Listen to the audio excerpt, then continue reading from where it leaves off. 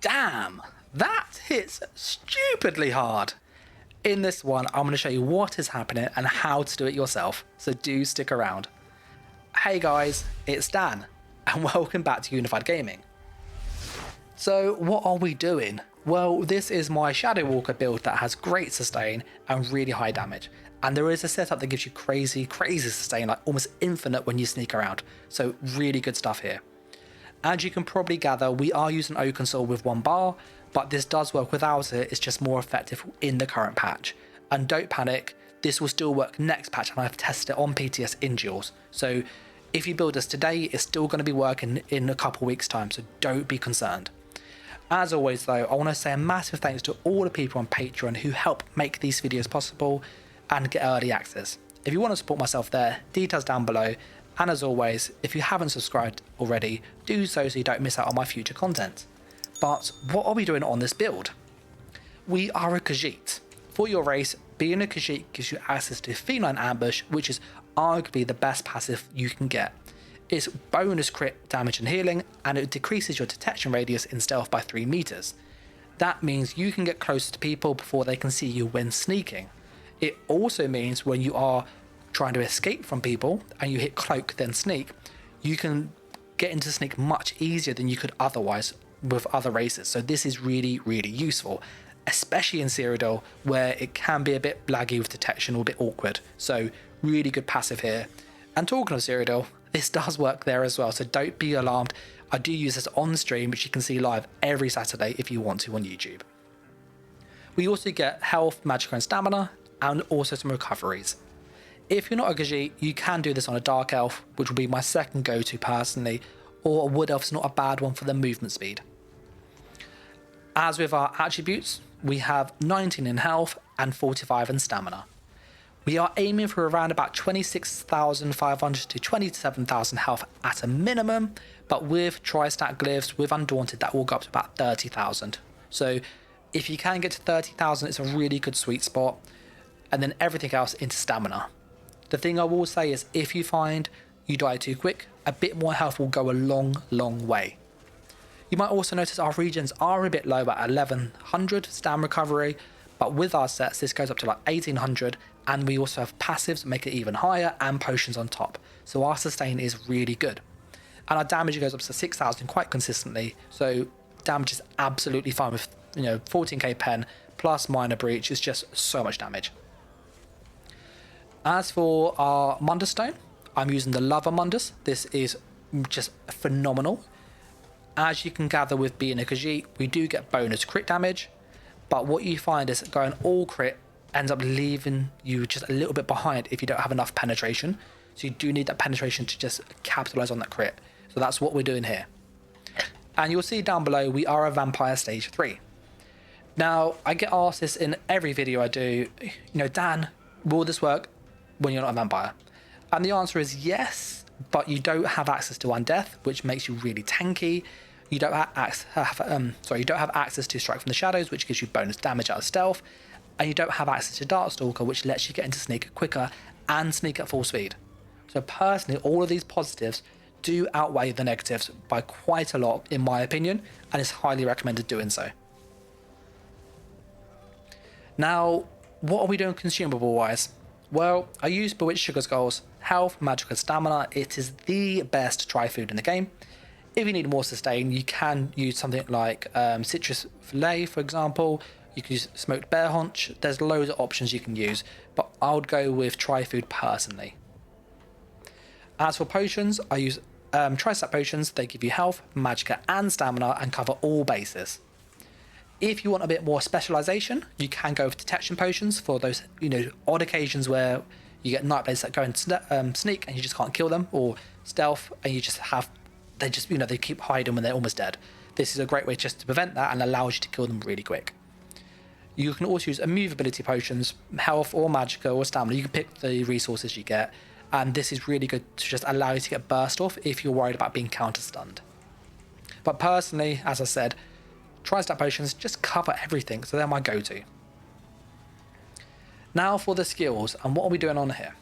Well, as I've said, this is an Oaken Soul build, so we are using 1 bar, So for anybody who goes, oh, on a 1-bar build, this is right up your street. And it works next patch too, so don't panic. I've been on PTS, I've tested this, so you can use this from day one when the patch drops. But we are using Surprise Attack, Executioner, Shrewd Offering, Shadowy Disguise, Relentless Focus, and Incapacitating Strike. And talking of next patch, I will update this after a few weeks, so you'll see the new skills. But for those people curious, I'll change Executioner to Killer's Blade, because it's better, and the rest will stay the same. Surprise Attack is our stun. Next patch it won't do the stun, so you have to do a medium attack. That's where you cast a skill, you hold the trigger, and you do a slightly longer light attack. If you get this right, you will then stun people who are off balance, which means you can still stun even with the change. So it's still going to work for you. And it hits really hard. We have Executioner, which is just crazy to kill people when they're low health, like stupidly high damage. I think I hit a 19k execute last BGs, so really, really hard hitting skill. And next patch, you can use Killer's Blade, which is just as much damage, but it heals you too. We use Shrewd Offering, as this is just a crazy, crazy burst still. It's like 13k tooltip. It can be spammed because of how much magicka we have. It's just really, really good. And we can heal others. Yes, you lose some health when you cast it, but it's definitely worth running. It's better than Vigor because it's instant, and that's my go-to now.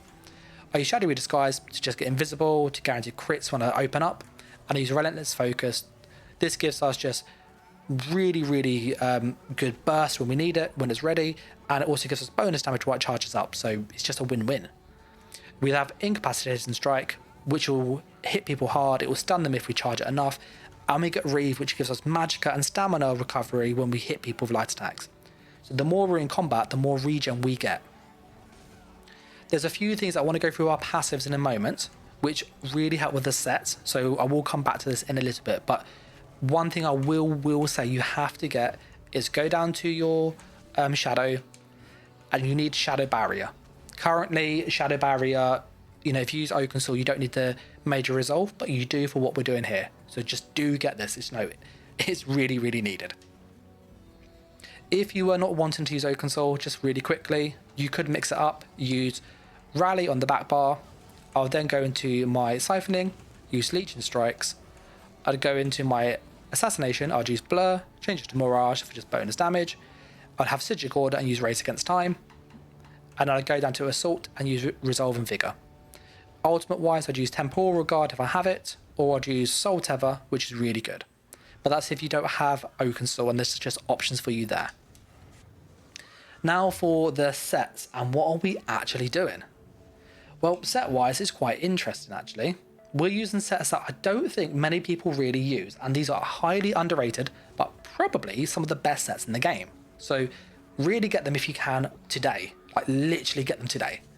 And as always, I want to say a massive thanks to everybody again who has supported me on Patreon. It really, really helps. So if you want to do so, there's details down below. And also don't forget to subscribe if you haven't. But what are we doing set-wise? Well, sets-wise, we're using Way of the Fire. And this is a really interesting set. Most people overlook this because that tooltip looks pretty low. 3,456 every 2 seconds. The thing people don't forget is this is every 2 seconds, and it procs on light attacks, it procs on heavy attacks, it procs on partial heavy attacks, medium attacks, and it procs on weapon skills like Executioner, Dizzy and Swing. You get the idea. This means this is proccing pretty much every 2 seconds we are just attacking somebody. If we're weaving between our combos, this will be proccing instantly. This also procs when we open on somebody from stealth, and procs when we try to execute, which really helps us just confirm kills. Now, I do get asked, Dan, what about Calordian's Legacy? So, with Calordian's Legacy, this has a 12,441 tooltip on the current patch, High Isle. This is every 10 seconds. So if you divide this by 5, you get a tooltip number that is less than Way of the Fire. Which means Way of the Fire, in the same amount of time as Calordian's Legacy, will hit harder if you land every single hit. Now, the issue is if you don't land them, you lose damage. But the good thing about this is if you're prone to having Calordians miss for you, this doesn't miss. This will always hit if you hit them. So that's what I really like this set. I use a sharpened maul, and I use double dot poisons. These poisons help keep people low health. The extra bonus on the proc is nice to keep them low, and then your skills can really be impactful. If you don't have Oaken Soul and you want to go with 2-bar build, just use a bow on the back bar. As for our monster set, we're using a 1-piece Krog because of how I've built this. So I would go, you know, if I was doing it as a 2-bar build, I would front bar, Wear the Fire, back bar, Wretched Vitality, which is our second set, use Balorg, and we get all of the things on. But we use 1-piece Krog on the current build. This is infused.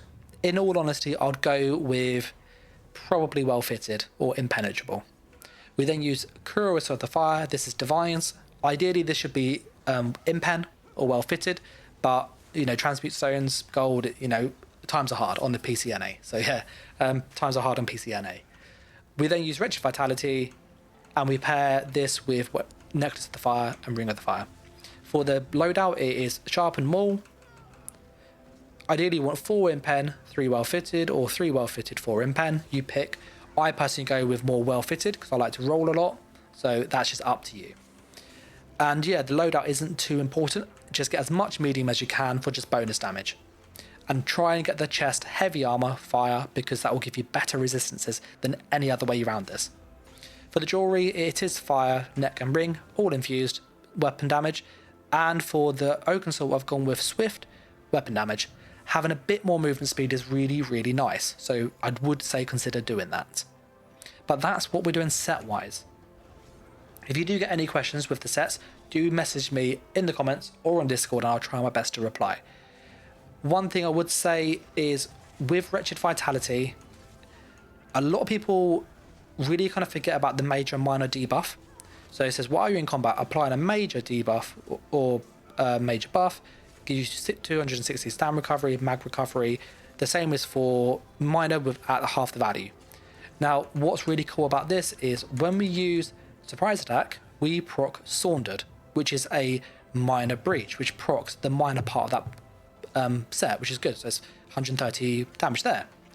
If we go into the Shadow and we have Shadow Barrier, which is what I was saying earlier, this gives you major resolve, which means when we are doing our Surprise Attack, we are proccing the minor and the major parts of that set, so we get both regens, which means when we actually do this, our regen with this goes up quite high just while we're doing damage.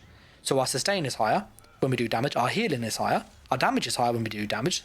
So this is really good about just keeping offensive, and that's what this build is all about. So I just would really recommend getting those passes and don't overlook it. I have tried and learned the hard way that, you know, this still works with Oaken Soul, and if you don't have this, you can't get the major buff easily. So you do need this. If you're on a 2-bar build and you have something like Race Against Time, that would also proc both parts as well. But yeah, that's all the sort of stuff, guys. The last thing is really CP and just any questions, any just things to know, really. So CP, I use Fighting Finesse, Master at Arms, and Backstabber. My CP on PCNA is 487, so a little bit low. And I would try and get, in all honesty, if I can, go to Stave and Death and get Ironclad. It's better to have a bit more defense and stay alive than sacrifice